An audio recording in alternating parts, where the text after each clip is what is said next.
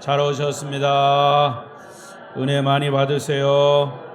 감고사축 감사합니다. 고맙습니다. 사랑합니다. 축복합니다. 혹시 비대면 영상으로 예배하시는 분들 계시면 그 가운데도 주님의 은혜가 함께 하시기를 바랍니다.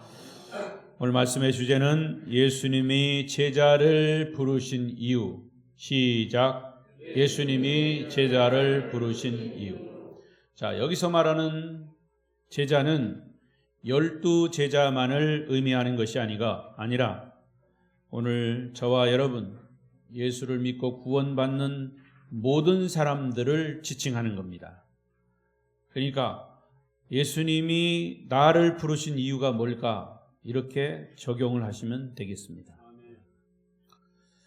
오래전에 영국에서 있었던 이야기입니다. 어떤 괴짜 바이올린 연주가의 연주회가 열렸습니다. 많은 사람들이 관객으로 모여들었습니다. 첫 번째 몇 곡의 연주가 끝났습니다. 바이올린 연주가 끝났습니다. 우레와 같은 박수가 쏟아져 나왔습니다. 그리고 그 다음 순간 그 연주가는 자기가 연주하던 바이올린을 갑자기 던지면서 놀랬죠? 거기에 있는 많은 관중들이 놀랬습니다. 확 집어던지면서 발로 막 그 바이올린을 갑자기 밟기 시작했습니다. 충격적인 그의 행동 앞에 관객들은 어안이 벙벙했습니다. 그런데 그가 또 하나의 바이올린을 가지고 나왔을 때 사회자가 말합니다. 방금 전 연주가가 연주한 이 바이올린은, 저 발에 밟힌 바이올린은 20파운드짜리 싸구려 바이올린입니다. 그러니 여러분 너무 아까워하지 않아도 됩니다. 이제 최고의 바이올린을 가지고, 아주 값비싼 바이올린을 가지고 본격적인 연주를 시작할 것입니다. 연주가 이제 시작이 됐습니다. 또 연주가 잘 끝나자마자 그 연주 역시 큰 감동을 줬고 관객들은 우레와 같은 박수를 쳤습니다. 그런데 사실 관객들은 솔직히 싸구려 바이올린 연주나 값비싼 바이올린 연주나 별 차이를 느낄 수가 없었다고 합니다. 이 괴짜 바이올린 연주가는 사실 이날 그런 이상한 행동을 통해서 관객들에게 전달하고자 하는 메시지가 있었습니다. 그거는 뭐냐? 위대한 음악가가 위대한 음악을 만드는 것이지 위대한 악기가 위대한 음악을 만드는 것은 아니다 라는 교훈을 주고자 했던 것입니다. 악기가 중요한 것이 아니라 사람이 중요하다고 말이에요. 아무리 악기가 좋아도 사람이 악기를 연주하지 못하면 그 음악은 죽을 수 있다고 말이죠. 오늘 본문의 말씀에도 같은 의미로 이해할 수 있습니다. 예수님은 세상을 변화시키기 위해서 사람을 세워서 사람을 훈련하는 전략을 세우셨어요. 그래서 예수님의 공생의 3년 동안 그가 앞으로 세계 복음화를 위해서 사용할 사람들을 선택하는 것으로 시작이 됐습니다. 그것이 바로 12명의 제자를 선택하는 것이었습니다. 다른 복음에서도 나와 있지만 이 마가복음에서의 12제자들을 부르시는 장면이 오늘 본문의 말씀이에요. 그런데 여러분 들어보셨지만 왜 하필이면 12명이었을까? 왜 20명이 아니고 30명이 아니고 50명이 아니고 하필이면 10명도 아니고 3명도 아니고 12명이었을까? 여러분 제가 몇 번 말씀드렸지만 이스라엘 유대 나라는요 이 숫자 개념이 굉장히 중요합니다. 그래서 알파와 오메가, 이 첫 번째 A와 Z, 영어로 알파와 오메가, 헬라어로 알파가 A고 마지막 오메가가 Z입니다. 그러니까 이 히브리어나 헬라어는 이 알파벳의 한자 한자가 다 숫자화 되어 있습니다. 숫자와. 그래서 유대인들은 숫자가 굉장히 중요합니다. 자, 예를 들어서 12라고 하는 숫자, 상징적인 숫자입니다. 이스라엘 나라를, 유대인 나라를 이야기할 때에 12는 유대인 나라를 상징하는 겁니다. 그리고 이 12는 하늘을 대표하는 숫자 3. 굳이 얘기한다면 성부, 성자, 성령 삼위일체. 이 3이라고 하는 숫자, 하늘을 대표하는 것. 땅을 대표하는 숫자 4입니다. 동서남북 4. 그러면 하늘과 땅을 합하면 3, 4, 12 곱하기를 해야죠. 그러면 12가 되는 겁니다. 완전 숫자가 되는 거예요. 유심히 보십시오. 구약 성경에 하나님은 이스라엘 백성들을 12지파로 나누었습니다. 그리고 신약 성경 마지막 책인 요한계시록 21장 21절에 완성된 천국의 문 모두가 12개의 문으로 되어 있습니다. 각각의 문에는 12개의 보석, 기초석이 있고 각 보석마다 구약의 12지파, 신약의 12사도의 이름이 기록되어 있습니다. 구약의 12지파, 신약의 12제자.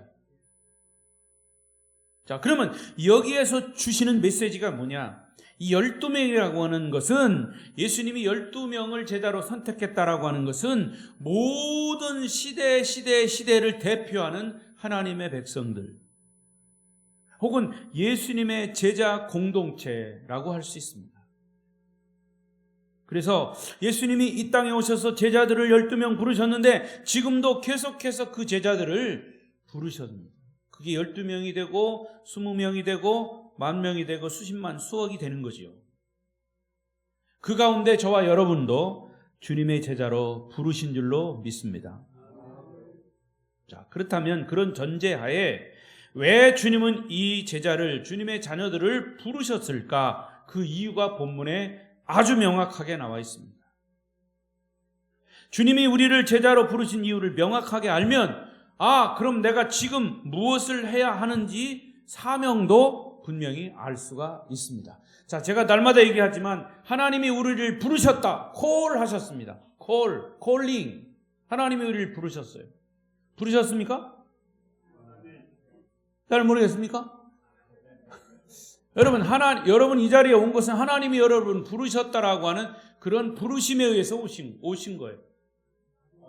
우리를 예수를 믿게 하신 것도 하여튼 누구를 통해서 내가 전도를 받았던, 뱃속에서부터 나와서 내가 전도를 받았던 하나님 나를 부르신 거예요. 이게 콜링입니다. 근데 콜링 부르심에는 분명히 뭐가 또 따라가냐?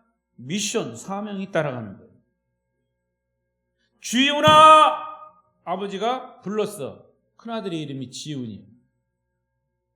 아빠 왜 불렀습니까? 왔어. 그래? 내가 너한테 시킬 일이 있어. 지훈아! 라고 부르는 것은 콜링이야. 내가 너에게 할 일이 있어. 할 사명을, 미션을 준 거예요. 그러니까 콜링과 사명은 손바닥 앞 뒷면과 같고 동전의 양잎과 같은 거예요. 하나다 그 말이에요. 그러니까 하나님이 여러분을 부르셨다면 부르신 것에 대한 사명을 여러분이 깨우쳐야 그 사명을 감당할 수 있어요. 목사님, 나는 뭐 하죠? 나는 뭐 하죠? 여러분, 하나님이 여러분을 부르셨다면 여러분에게 각자의 소명과 소명을 하셨다면 사명이 주어진 거예요.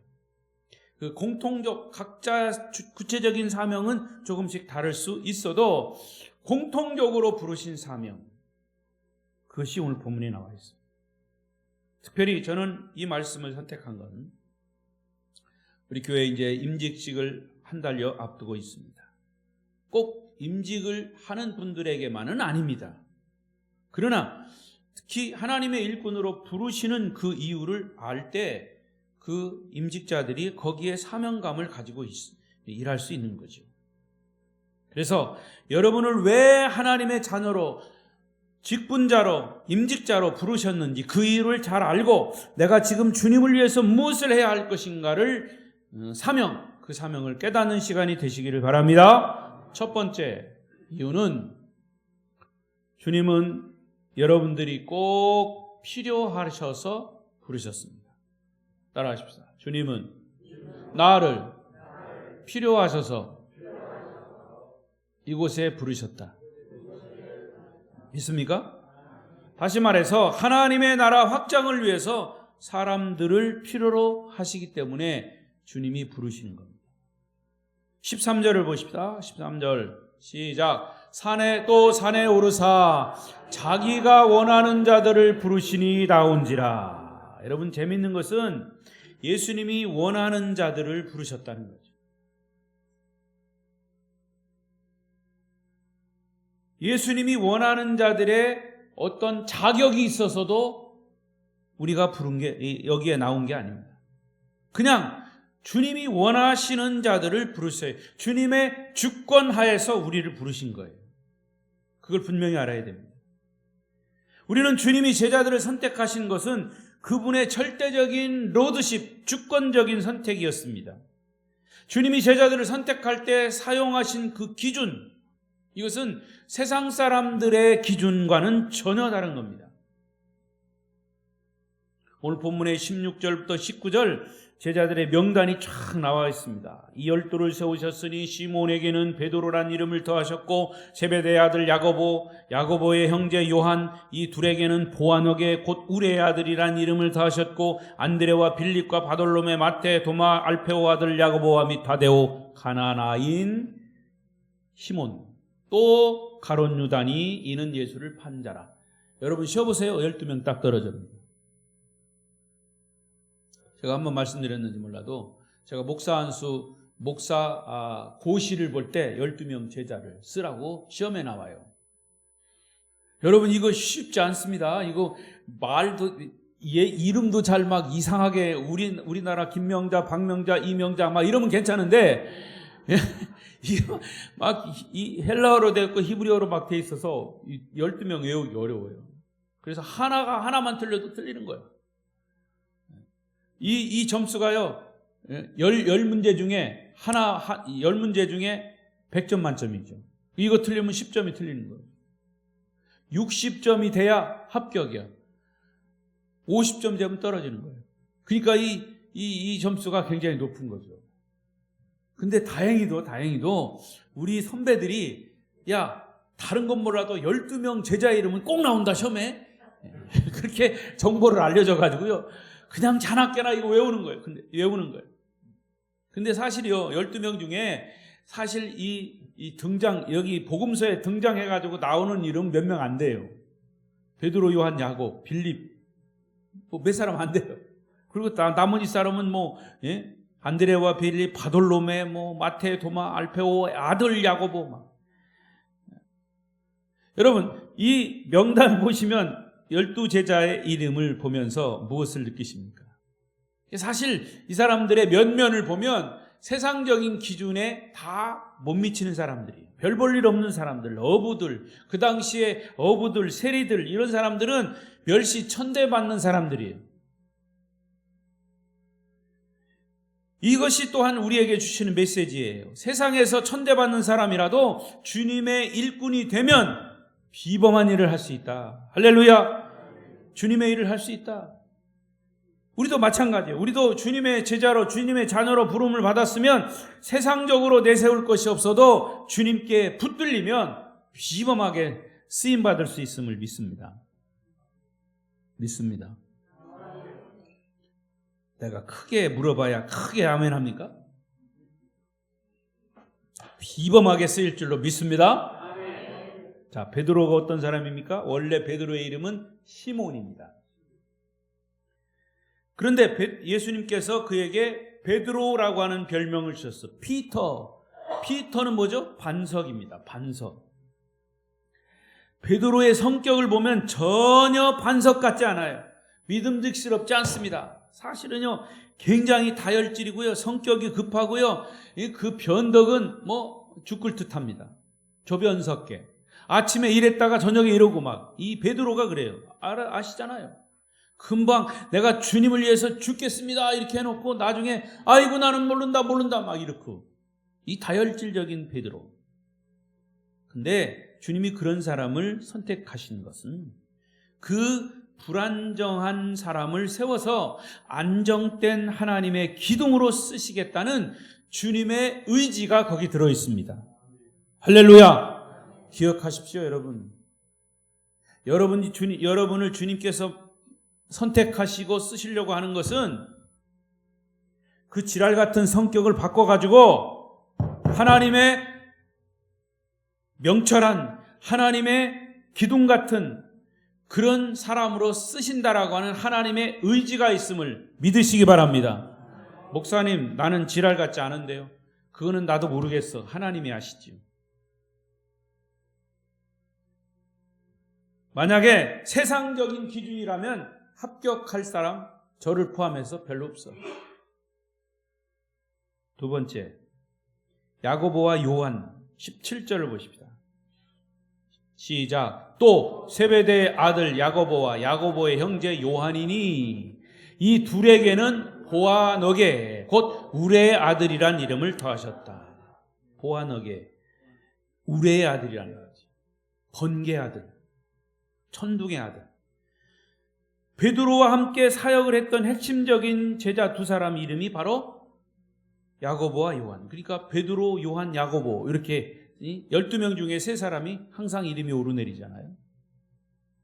그런데 별명이 천둥의 아들, 번개의 아들이에요. 여러분, 이 번개의 아들이란 말을 들을 때 어떤 이미지가 있어요? 부정적인 이미지입니까? 긍정적인 이미지입니까? 부정적인 이미지가 더 커요. 근데 긍정적으로 말하면 우리의 아들은 하늘에서 보낸 강력한 메신저다 이렇게 얘기할 수 있지만, 부정적인 이미지는 번개가 치면 사물이 파괴됩니다. 이런 부정적인 이미지가 있어요. 사물을 파괴시키는 벼락, 번개의 이미지가 떠오르는 거예요. 그래서 야고보와 요한의 성격이 아주 벼락 같았습니다. 여러분도 들어보셨지만 누가복음 9장 54절에 보면 예수님이 사마리아 이방인 지역에 전도하러 가셨다가 그 이방인들이 예수님과 제자들을 쫓았습니다. 그러니까 예수님은 그냥 나오셨어요. 발에 먼지를 떨고 나오셨어요. 그때 이 야고보와 요한이 뭐라고 그랬어요? 화가 나가지고 주님께 이런 제안을 합니다. 어떤 제안을 해요? 선생님, 하늘에서 말이죠, 불이 떨어져가지고 이 사람들을 벼락으로 다 그냥 쓸어버리십시다 이랬어요. 그래서 주어진 별명이 보아너게. 그러나 그들 역시 주님께 붙들렸을 때 정말 하늘의 메시지를 천둥소리같이 증거하는 위대한 사도가 된 것입니다. 얼마나 멋집니까? 하나님 그래서 우리를 부르셔가지고 성격대로 우리를 사용하십니다. 쓰임받게 되기를 바랍니다. 이 사람들은 약점이 많은 사람들이지만 주님은 그 약점에도 불구하고 그들을 불러 쓰셨습니다. 자, 그리고 우리가 잘 아는 이 가룟 유다 같은 사람. 19절 딱 한 줄 나왔어요. 시작. 또 가룟 유다니 이는 예수를 판 자더라. 가룟 유다에 대해서 많은 것을 말할 수 있습니다. 저는 유다를 볼 때 약점을 극복하지 못한 불행한 한 인간의 모습을 봅니다. 매우 똑똑한 사람이에요. 아주 비판적이고 분별력이 있는 사람이에요. 그리고 이 계산이 빠른 사람이에요. 돈 계산이 빠른 사람. 그가 돈에 밝았다고 하는 것은 사실은 욕심이 많았다는 의미도 됩니다. 물론 돈에 밝은 사람이 모두가 다 욕심이 많다는 그런 논리는 맞지 않은 거지요. 그는 자신의 약점을 극복해야 되는데 극복하지 못하고 이 회계 관리하다가 시험에 빠져가지고 자기 스승 예수를 은 30에 팔아 배신자가 된 겁니다.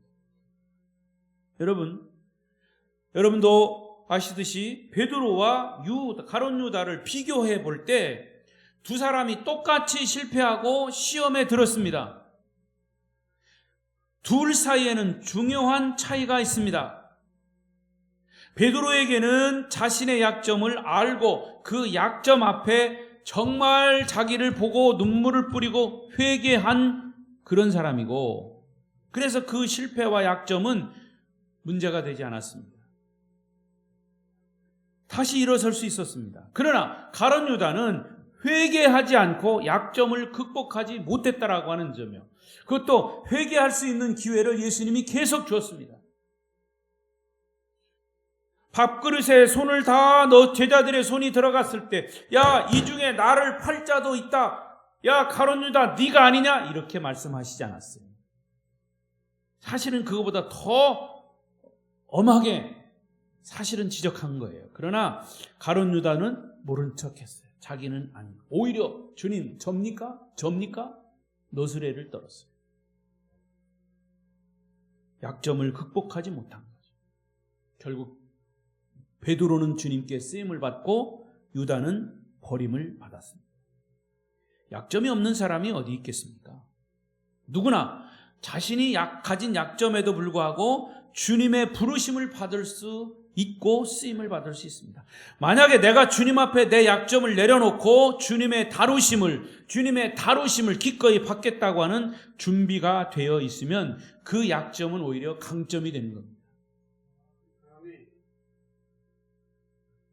그런데 이 말씀에서 우리가 한 가지 덧붙일 것은, 주님이 나를 쓰시려 해도 우리 자신이 그것을 인식하느냐가 중요합니다. 내 약점을 인식하고 강점을 인식하느냐 말이에요. 아, 주님이 나를 부르셨구나, 나를 복음사역에 쓰시려 하는구나, 나를 아름다운 교회의 직분자로 쓰시려 하는구나 라는 인식이 필요하다는 거죠. 주님 부르심에 대한 확신, 콜링, 그것이 있어야 미션, 사명을 감당하는 것이죠. 여러분, 주님의 부르심을 깨닫고 주신 사명을 다하시기를 축복합니다. 두 번째 이유, 부르신 이유, 시작. 주님은 여러분들과 함께 있고 싶어 하셨습니다. 하자 빠졌네요. 사실은요, 14절 보세요. 14절 시작. 이에 12를 세우셨으니 이는 자기와 함께 있게 하시고 또 보내사 전도도 하며, 여기 자기와 함께 있게 하시고 이 부분을 주목해 보십시오. 원문이나 영어 성경으로 읽으면 자기와 함께 있도록 하기 위한 아주 분명한 목적이 있습니다. 주님은 곁에 두고 있었다. 제자들을 곁에 두고 있었다. 곁에 두고 있었어요. 예수님이 제자들과 함께 있고 싶었어요. 주님과 친밀한 관계가 우선이었다는 겁니다. 여러분, 주님이 우리를 제자로 선택해 주신 것은 우리와 더 친하고 싶으셨어요. 여러분, 이 복음서에요, 예수님이 12제자를 훈련하신 것을 보세요. 부르셨고요, 그들을 처음부터 막 훈련한 거 아니에요. 그냥 같이 다니고서 같이 밥 먹고 같이 자고 그러면서 수시로 제자들과의 관계를 가졌습니다. 친밀한 관계. 그럴 때 제자들은 자연스럽게 주님의 모습을 닮은 거죠. 주님은 저와 여러분, 오늘도 여러분과 함께 하시기를 원하십니다. 자, 제가 지금부터 여러분 졸리는 것을 방지하기 위해서 특송을 하겠습니다. 오래간만에 따라하지 마시고 특송 잘하나 못하나 잘 들으세요. 제가 좋아하는 찬송 중에 하나예요. 442장 가사의 의미를 생각해 보십시오.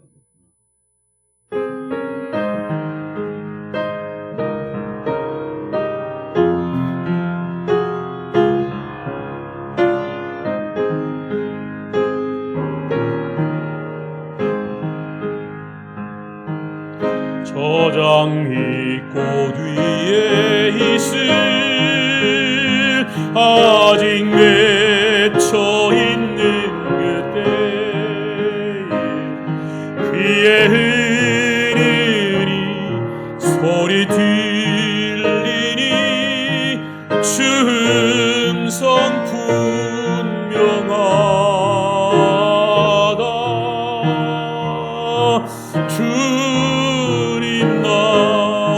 동행을 하면서 나를 친구 삼으셨네. 우리 서로 받은 그 기쁨 알 사람이 없도다. 함깁도록 동산 안에 주와 함께 있으려 하나.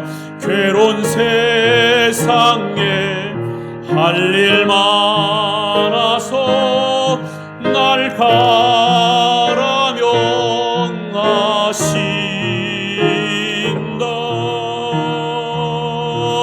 주님 나와 동행을 하면서 나를 친구 삼으셨네. 우리 서로 받은 그 기쁨은 알 사람이 없도다.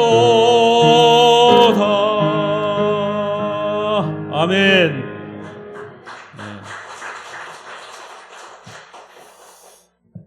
이 찬송을 부를 때 오늘 말씀과 참 적용이 됩니다. 주님 우리를 곁에 두고 계시고 친구 삼으시고 날마다 함께 하시기를 원하십니다.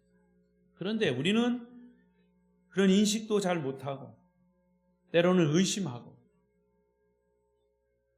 그래서 힘들고 어려울 때 주님이 나와 친구가 되어주시고 때로는 나와 함께 동행하신다라고 하는 묵상을 하면 때로는 눈물도 나고, 곰곰이 생각해 보면 이건 엄청난 감동이에요. 주님 누구십니까? 만왕의 왕이시고 만주의 주이시고 역사의 주인이시고 인류의 위대하신 구세주이십니다. 그분이 나와 함께 있고 싶어 하십니다. 감동이 되지 않습니까?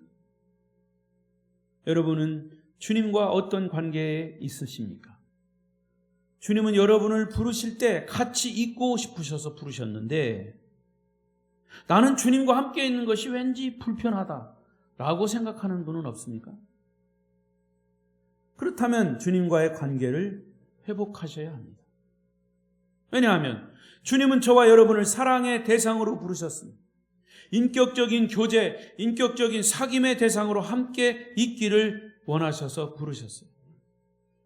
사도 바울도 고린도전서 1장 9절에 놀라운 고백을 합니다.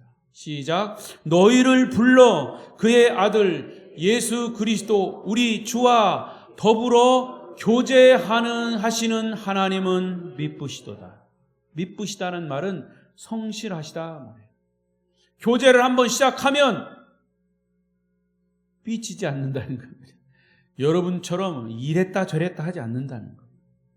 이랬다 저랬다 하는 것은 우리가 이랬다 저랬다 하는 거지, 주님은 절대로 성실하시기 때문에 우리를 가까이 두십니다. 신실하신 분. 얼마나 놀라운 분이에요. 바울은 그렇게 고백하는 겁니다. 주님의 부르심의 친교의 목적을 넘어서 또 다른 목적, 함께 있고 싶다는 의미는 함께 있는 기회를 통해서 우리를 훈련하시는 겁니다. 트레이닝. 이 부분을 주목해야 합니다.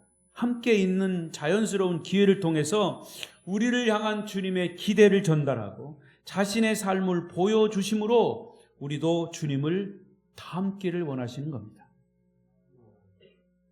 같이 있지 않고 어떻게 주님의 음성을 들을 수 있겠습니까? 같이 있지 않고 어떻게 그분의 가르침을 받을 수 있습니까? 같이 있지 않고 어떻게 그분을 따라갈 수 있습니까? 문제는 오늘 이 시대를 사는 우리가 이것을 적용하는 겁니다. 지금 이 시대를 사는 우리가 주님과 함께 있을 수 있는 방법은 두 가지입니다. 하나는 기도와 말씀입니다. 성경을 읽을 때 나에게 말씀하시는 레마의 음성을 들을 수 있습니다. 기도할 때 주님께 더 가까이 나아갈 수 있습니다. 그래서 주님과 함께 있는 것입니다.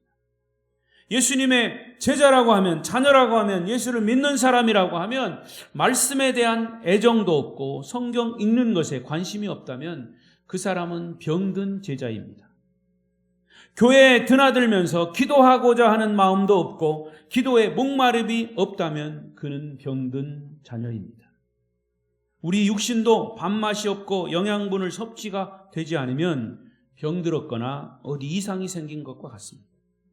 여러분들은 말씀은 열심히 읽는데 기도는 전혀 하지 않습니다. 어떤 사람은 기도는 많이 하는데 성경은 읽지 않습니다. 이것은 영적인 성장이 균형을 이루지 못한 겁니다. 육신의 건강을 위해서 탄수화물, 비타민, 단백질, 우리 집사람이 성화합니다. 목사님 탄수화물을 줄이세요. 쌀을 줄이세요. 밀가루를 줄이세요. 설탕을 줄이세요. 3가지 하얀 거를 줄이랍니다. 의사 선생님도 그랬어요. 탄수화물을 줄이십시오, 목사님. 그런데 왜 이렇게 탄수화물이 맛있대야? 쌀도 맛있죠. 쌀밥도 맛있죠. 밀가루, 빵도 맛있죠. 예? 달짝지근한 설탕도 맛있죠. 근데 이거 줄여야 된다요. 그런데 탄수화물만 줄이는 게 아니라 거기에 비타민도 있어야 먹어야 되고 단백질도 먹어야 되고 골고루 먹어야 돼요. 그래야 우리 육체의 건강의 균형을 이룰 수가 있는 거죠. 우리가 어떤 사람과 대화를 하고 있다면 상대방의 이야기를 들어야 되고 내가 마음을 열고 이야기를 해야 합니다. 들어야 될 뿐만 아니라 내가 또 이야기를 해야 합니다. 이게 소통입니다. 소통. 어떤 사람을 보면 남의 이야기는 열심히 듣는데 자기 마음은 열어주지 않아요. 그러면 소통이 끊어지는 겁니다. 그런 사람과는 친구가 되기 어려워요. 주님과 나 사이에도 마찬가지. 기도도 해야 되지만 동시에 말씀을 들어야 해요. 기도는 내가 주님께 아뢰는 거고 또 기도를 통해서 주님께서 내게 말씀하시되 말씀을 통해서 말씀하십니다. 이 소통입니다. 말씀 없이 기도만 하면 그 기도는 욕심에 근거한 기도가 되고 이기적인 기도, 무속적인 기도가 되기 쉬워요. 기도한다고 해서 그 기도가 다 좋은 기도는 아닙니다. 말씀을 함께 읽으면서 그것을 통해서 응답을 받을 때 성경적인 기도 생활이 되는 겁니다. 기도만 한다고 중요한 것이 아니라 무엇을 기도하느냐가 더 중요합니다. 성경을 읽다 보면 내가 무엇을 기도해야 하는지 기도 제목이 나옵니다. 그래서 말씀과 기도가 균형을 통해서 균형을 이룰 때 주님과 더 친해지고 주님의 마음을 우리가 알게 되는 거죠. 여러분, 주님의 제자, 주님의 자녀가 되기를 원하십니까? 그러면 수시로 성경을 읽으십시오. 주님의 제자가 되기를 원하십니까? 기도하십시오. 주님은 성경 속에서 여러분의 기도에 응답하실 것입니다. 마지막 3번째, 주님이 제자를 부르신 3번째 이유는 시작. 주님은 여러분을 세상에 보내 전도하게 하셨습니다. 14절 시작. 이에 12를 세우셨으니 이는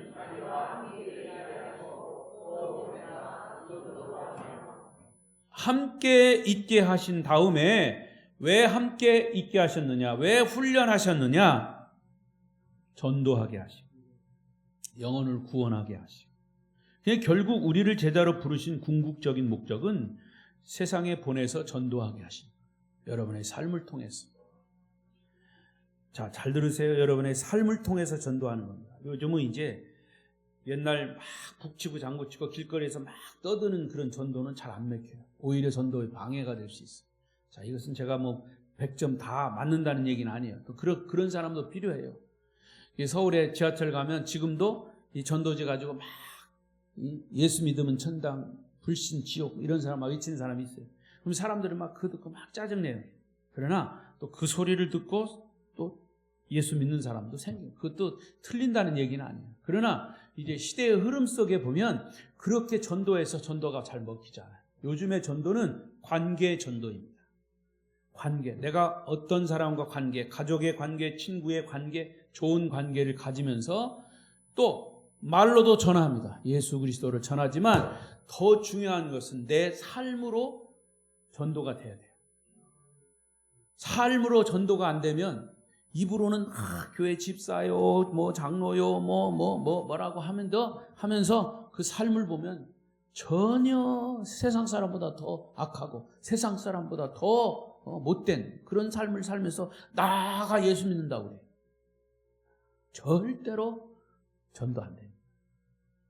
차라리 그렇게 외치고 전도하지 말고 내 삶으로 그걸 보여줘요. 삶으로. 어려운 사람 도와주고 내가 손해를 보더라도 그게 삶의 전도가 필요하다는 거죠. 그래서 여러분 결국 주님의 비전은 영혼 구원이에요. 삶으로의 전도. 우리가 전도하라는 주님의 말씀에 순종하면 주님은 전도할 수 있는 힘도 주시고 능력도 주시고 지혜도 주시고 주십니다. 15절을 보시죠. 15절. 어떤 능력을 주셨어요? 시작. 귀신을 내쫓는 권능도 가지게 하려 하심이라. 귀신을 쫓는 권능. 여러분 귀신 쫓는 게요 별거 아닙니다. 여러분이 복음으로 무장되어 있으면 귀신은 떠나가는 거예요. 예수가 내 안에 있으면 나보다 더 약한 아무리 센 귀신이라도 더 센 귀신이 내 속에 있으니까 그 귀신은 떠나가는 거예요. 여러분 그거 실제로 그런 일들이 있습니다. 무당 굿하는데요. 예수 믿는 사람 진짜 예수 믿는 사람이 있으면 굿이 안 된대요. 신이 안 내려온대요. 더 센 귀신이 있어가지고. 그러니까 여러분의 삶이 전도가 된다는 것은 바로 그런 거예요. 지혜, 능력. 그러나 복음으로 붙잡혀 있으면 그런 것이 말이 된다 그 말이에요. 마태복음 28장 예수님께서 마지막 제자들에게 던진 도전이 뭐냐? 너희는 가서 모든 민족으로 제자를 삼으라. 사도행전 1장 8절 성령이 너희에게 임하면 너희가 권능을 받아서 예루살렘부터 시작해서 유대와 사마리아 그리고 땅끝까지 증인이 될 것이다. 이게 주님의 비전, 주님의 꿈이에요. 여러분 이 세상은 정치적으로 어떤 전쟁으로 변화시키지 못합니다. 오직 복음만이 세상을 변화시킬 수 있습니다. 지금 이 시대의 최대의 비극은 교회에서 전도하는 교인이 별로 없다는 겁니다. 또 이런 경우도 있어요. 전도하기를 원하는데 도무지 전도할 줄을 모른다는 거예요. 그래서 내가 말로 전도 못하면 내 삶으로 전도하는 걸 보여줘야 된다. 군인들이 총이 있는데도 총을 쏠 줄 모르고 싸울 줄도 모른다는 것과 같은 얘기예요. 비극이죠. 교회를 비판하는 것은 누구나 할 수 있습니다. 그러나 교회다운 교회가 되도록 우리가 교회의 역할을 하기 위해서 얼마나 영혼 구원을 위해서 헌신했는가 다시 한번 우리를 돌아봐야 합니다. 얼마나 하나님의 뜻을 알기 위해서 성경을 펼치고 하나님의 뜻을 찾았는가 다시 한번 우리 자신을 돌아봐야 할 것입니다. 여러분들이 정말 진정한 그리스도의 제자가 되기 위해서 얼마나 기도했는가. 말씀을 붙들고 그 말씀대로 살기 위해서 고민했던 그리스도의 흔적이 우리의 삶 속에 있는가. 만약 그런 흔적이 없다면 우리는 제자로서의 자격을 잃은 것입니다. 마지막 이야기하고 마치겠습니다. 제2차 세계대전이 막 끝났을 때 프랑스 스트라보르스라고 하는 도시의 한 교회의 마을 대표들이 모였습니다. 모인 이유는 그 교회 마당에 있는 예수님의 동상, 전쟁 중에 폭격에 맞아가지고 하필이면 예수님의 동상 중에 두 팔이 다 떨어져 나간 겁니다. 오른팔, 왼팔이 다 떨어져 나갔어요. 그러니까 예수님이 동상이 팔 없는 동상이 되어버린 거예요. 그것을 어떻게 할 것인가 두고 토의하는 중에 누군가 이런 제안을 했습니다. 여러분, 예수님의 동상이 폭격에 맞아서 두 팔이 없는데 그것을 그대로 놔둡시다. 그 대신 그곳에다가 이렇게 편말을 써붙입시다. 예수님은 당신과 나의 팔을 필요로 하십니다. 예수님은 당신과 나의 팔을 필요로 하십니다. 시작.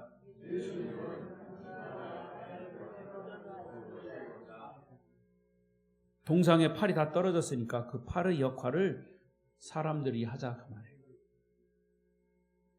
여러분, 주님은 우리를 통해서 일을 하시기를 원합니다. 내 손이 그들의 아픔을 짊어지고 기도하는 중보기도의 손, 그들에게 전해줄 메시지를 위해서 말씀을 붙드는 마음, 때로는 그들에게 복음을 전할 수 있는 여러분의 발, 그리고 우리의 손이 예수 그리스도의 팔이 되고 손이 되고 발이 될 때 주님의 영광이 드러나고 주님의 꿈인 전도가 이루어질 것입니다. 그때부터 세상은 변화가 일어날 것입니다. 바로 이런 목적을 위해서 주님은 12제자를 세우신 겁니다. 여러분을 동일한 목적으로 저와 여러분을 아름다운 교회의 임직자로, 직분자로, 가족으로 부르셔서 사명을 맡기신 겁니다. 부르심에 합당하셔서 응답하셔서 사명을 잘 감당하는 여러분 되시기를 축복합니다. 축복합니다. 기도하겠습니다. 역시 통성으로 기도하겠습니다. 하나님, 나를 부르신 것은 분명히 이러한 사명에 따라서 영혼을 구원하고 맡겨진 직분을 감당하기 위해서 부르셨습니다.